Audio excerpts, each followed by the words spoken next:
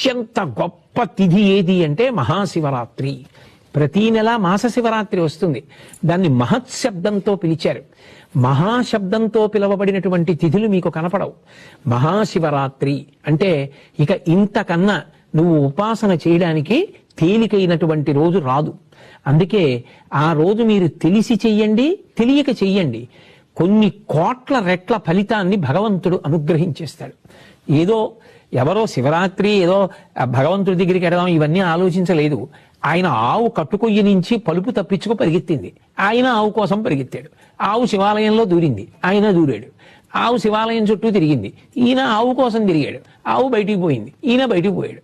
కానీ ఈశ్వరుడు అంటాడు, ఇవాళ మహాశివరాత్రి, నువ్వు తెలిసి వచ్చావో తెలియకొచ్చావో నాకు అనవసరం.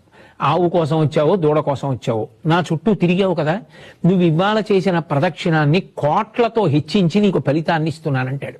అంటే ఒక్కొక్క కాలమునందు చేసేటటువంటి ఉపాసనకి అంత శక్తి ఉంటుంది.